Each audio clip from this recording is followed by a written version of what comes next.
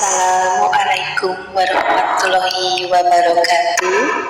Apa kabar pecinta Satrio Piningit sejati dimanapun berada? Semoga selalu ada dalam lindungan Allah Subhanahu wa Ta'ala.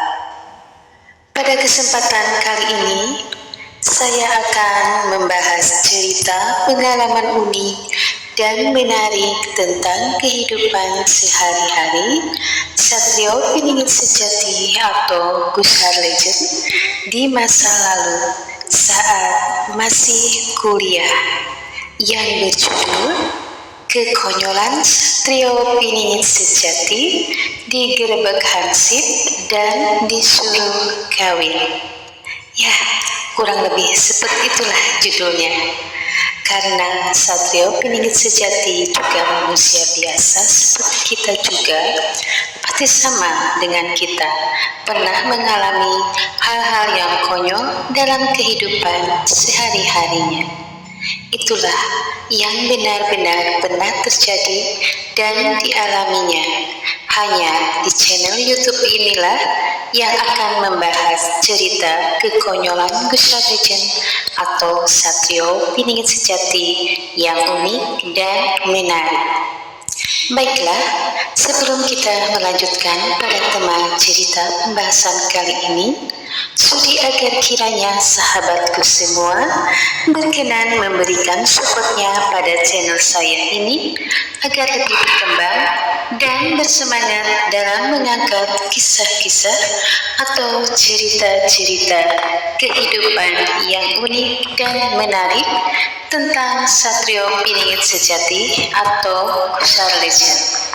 Sebelum kita melanjutkan pada tema cerita pembahasan kali ini, sudi agar kiranya sahabatku semua berkenan memberikan supportnya pada channel saya ini agar lebih berkembang dan bersemangat dalam mengangkat kisah-kisah atau cerita-cerita kehidupan yang unik dan menarik tentang Satrio Piningit sejati atau Gusar Legend, baik saat balita, remaja, dewasa, dan pengalaman spiritual yang benar-benar pernah terjadi di masa lalu, masa sekarang, dan masa yang akan datang.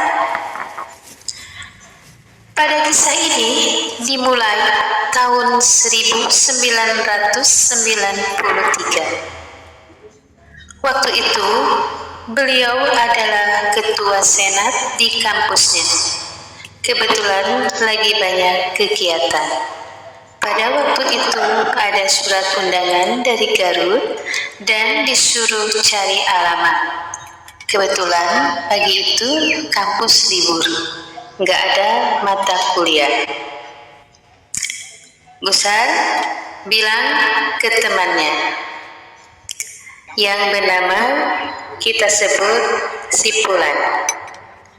Dia adalah sekretaris Gusar Legend di organisasi. Iya Gus, kata Sipulan. Ayo ikut saya yuk. Kemana Gus? Hari ini kan gak ada kuliah kan? Emang gak ada. Kemana Gus?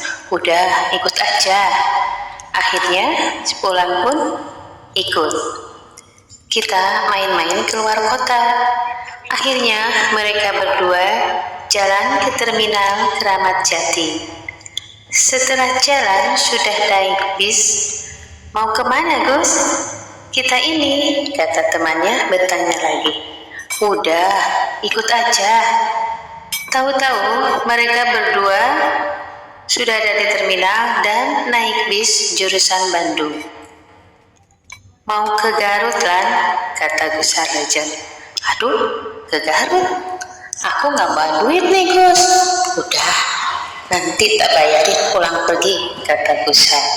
Lalu berangkatlah mereka berdua ke Bandung sambil menyari udara segar. Setelah sampai di Bandung, kita kemana lagi nih Gus? Kata Bulan. Kita ke Garut. Lalu mereka naik jurusan Garut. Setelah sampai di Garut itu sore. Terus mereka naik kol ke arah Kabupaten Garut. Pas udah sampai desa itu, suasananya mendekati maghrib. Karena udah maghrib, udah nggak ada kendaraan, mau ke alamat yang dituju, karena udah mau isya, sudah nanya ke orang-orang situ, nggak akan ada kendaraan lagi kalau udah maghrib menjelang malam. Karena alamat yang dicari itu kota Garut. Nah, mereka malah ke Kabupaten Garut. Gimana Gus? Ini sudah malam, gak ada kendaraan ke kota Garut, kata Bulan. Ya udahlah, kita nyari rumah kepala desa aja. Loh, terus? Udahlah, kita kan punya kartu mahasiswa, oke? Akhirnya mereka bertanya-tanya mencari rumah kepala desa. Tak lama kemudian akhirnya ketemu. Assalamualaikum. Waalaikumsalam. Ada apa, Dek? Kata seorang bapak. Saya ini mahasiswa dari Jakarta, Pak. Saya kemalaman. Saya tanya kendaraan jurusan ke kota Garut. Katanya nggak ada kendaraan karena sudah malam. Boleh nggak Pak, saya numpang tidur semalam saja Pak? Oh gitu ya Dek. Coba, saya minta tanda pengenalnya. Terus mereka memberikan kartu tanda mahasiswa. Tak lama kemudian, mereka ditawari makan karena kepala desa itu punya tambak. Lalu digorengin ikan. Sesudah makan, Dek, ayo kita makan. Tak lama kemudian, sesudah beres makan, minum, mereka dikasih kamar. Adek tidur di kamar depan itu ya, Dek?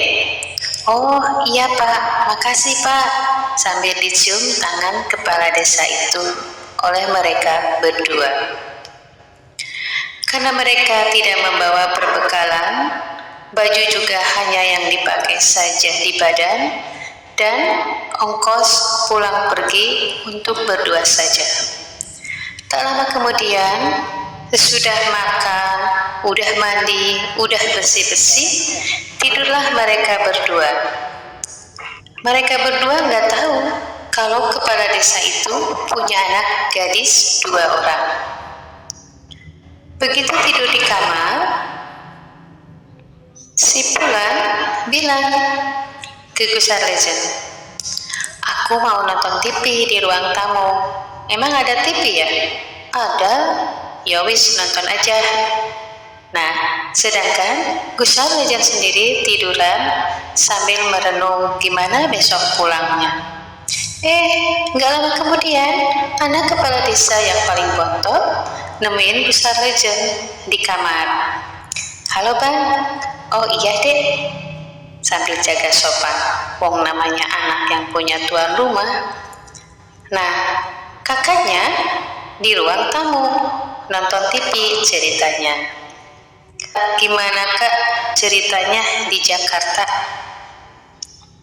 Lalu Gus Arlejen bercerita panjang lebar tentang mahasiswa, tentang demo, tentang dia ketua senat, tentang kegiatan, dan lain-lain. Karena asiknya ngobrol, gak kerasa, tahu-tahu jam udah menunjukkan pukul 23.30.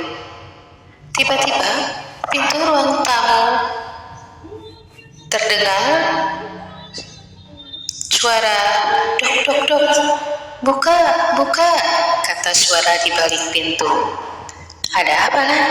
Langsung si Bulan bukain pintu. Tahu-tahu, ini ketangkep. Kebetulan Gus Arlejen lagi di kamar dengan anak kepala desa itu. Tapi mereka nggak ngapa-ngapain. Gus Arlejen cuman tiduran. Nah, anak si kepala desa duduk di kursi. Di situ ada penyekat dinding, bambu atasnya, bawahnya tembok. tapi ada pintunya juga berwarna merah jambu. Buka, katanya. Padahal pintu kamar itu dibuka. Tahu-tahu Gusar Legend ditangkap oleh Hansip dan rombongannya. Kamu sudah tertangkap satu kamar dengan perempuan. Peraturan di desa ini, kalau ada laki-laki dan perempuan satu kamar, udah malam harus dikawinkan. Waduh, dikawinkan? Dalam hati Gusar Legend kaget. Kalau enggak, kamu akan dihajar oleh pemuda di sini. Hansip-hansip ini banyak. Saya pikir-pikir lah, gak ngapa-ngapain, kok dikawinkan lah? Ya iyalah, itu resikonya. Kamu di kamar, makanya tadi di ruang tamu, aku ngajak kamu ke ruang tamu.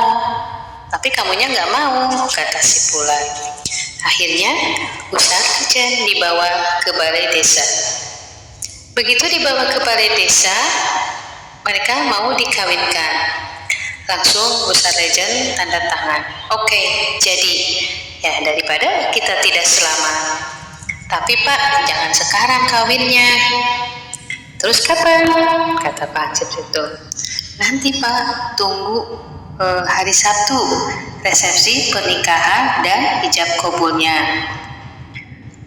Udah ditanda tangan surat perjanjiannya. Pas hari Gusar Legend ditangkap Hansip itu hari Selasa. Yang bikin Gusar Legend aneh, pada saat kejadian itu si kepala desa itu menghilang, nggak tahu kemana. Malah yang ngurusinnya itu Hansip. Nah, kata si Hansip ini, Gusar Legend itu harus menikah pada hari Rabu. Kebetulan pas kejadian itu hari Selasa. Gusar Legend berpikir, lah besok kan hari Jumat, bagaimana kalau saya pulang lah? Terus kamu jaminannya lah, gila kamu, janganlah. Si Pulan nggak mau pertamanya. Pas hari Kamis, Gusar Legend langsung bilang ke kepala desanya, Pak, saya mau pulang dulu Pak. Saya akan kasih tahu orang tua saya. Orang tua saya mau bawa ke sini Pak, supaya nikahnya resmi. Bagus Pak, saya kan belum izin Pak. Terus kamu balik lagi nggak? Iya, saya pasti balik lagi Pak. Terus jaminannya apa kamu? Ini Pak, teman saya. Gila lu, kata si Pulang. Teman dibikin jaminan. Lo balik lagi enggak? Kata si Pulang. Iya, pasti balik lagi. Tenang aja lah, tenang aja. Nah, balik itu hari Kamis kan? Nah, sudah tak lama kemudian, cuma dikasih 1 hari diizinin sama kepala desa itu. Jadi Jumat sore harus sudah ada di Garut lagi, karena hari Sabtunya akan ada resepsi. Setelah ngomong temannya jadi jaminan, nanti kalau Gusar Legend gak datang, terpaksa temannya yang jadi jaminan yang akan menikahi gadis itu. Nah, ceritanya pulanglah Gusar Legend ke arah kota Garut, terus ke Bandung, dan langsung menuju kota Jakarta. Setelah sampai di Jakarta, dia datang ke rumahnya, dicarilah kedua orang tuanya. Waktu itu rumahnya di Jalan Nipas 1A nomor 27 Kebayoran Baru, Jakarta Selatan. Setelah pulang dicari-cari, kedua orang tuanya itu nggak ada di rumah. Yang ada hanya ART-nya yang bernama Bisa Ada. Bi, Babe samanya kemana Bi? Oh, pergi ada bisnis di luar kota, katanya. Aduh, kacau. Tak lama kemudian diteleponlah orang tuanya. Ternyata mereka sedang ada di Surabaya. Akhirnya Gusar Legend tidak bisa kemana-mana, tidak bisa ke Garut. kuliah juga nggak bisa. Dia nggak bisa memenuhi persyaratan, kedua orang tuanya nggak ada di rumah. Lagian dia juga nggak ada ongkos buat balik lagi. Sisa uangnya tinggal 2.000 rupiah lagi. Buat kuliah juga nggak ada. Nah, pada hari Sabtunya masih jam kabul yang sudah ditentukan karena nggak bisa datang, hati Gus Sarlejan nggak tenang. Hatinya itu gimana ya, gelisah. Pagi, siang, sore, malam, kagak karuan karena udah janji ke Garut. Tapi dia tidak bisa. Hari Sabtu itu si Purhan telepon. Lalu diangkat telepon itu. Assalamualaikum. Gila lu Gus, sekarang gue jadi ijab kabul. Ini gue yang jadi jaminannya. Mati deh gue. Mau kuliah malah jadi jaminan deh. Sorry Lan. Karena si Purhan marah-marah, jadi ditutuplah teleponnya. Nah, setelah itu pas hari Senin, si Purhan telepon lagi. Pulangnya marah-marah lagi. Sorry Lan, bukannya saya nggak punya niatan ke Garut, karena nyak babe gue nggak ada di rumah, mereka di luar kota, ada di Surabaya. Saya juga nggak kuliah, nggak punya uang, tinggal 2.000. Ini nggak bisa ditunda Gus, lu gila, lu korbanin teman sendiri, jadi gue yang harus kawin. Awas Gus kalau ketemu, katanya. Karena marah-marah ya ditutup lagi. Waktu itu hari Sabtu, Senin telepon lagi. Tetapi Gus Sarlejan menceritakan alasannya kenapa nggak bisa datang ke Garut sambil minta maaf yang sebesar-besarnya. Nah, setelah kira-kira 3 tahun kemudian, kan Gus Sarlejan wisuda. Dia datang bersama istri dan anaknya, pada waktu itu berumur 2 tahun. Tapi si Purhan gak diwisuda karena dia gak kuliah. Tapi dia sudah pergi haji, ya mungkin dibiayai mertuainya. Dibiayai, diberangkatin, gak punya duit kan dulu waktu datang ke Garut itu. Gus, gue itu dulu kecewa sama ente. Sekarang apalagi yang lain diwisuda, gua nggak diwisuda. Waktu itu Purhan belum jadi lurah. Nah, setelah itu mereka bertemu lagi 2 tahun kemudian. Pada waktu itu si Purhan nyalonin diri jadi lurah, nggantiin mertuanya. Dia terpilih jadi lurah.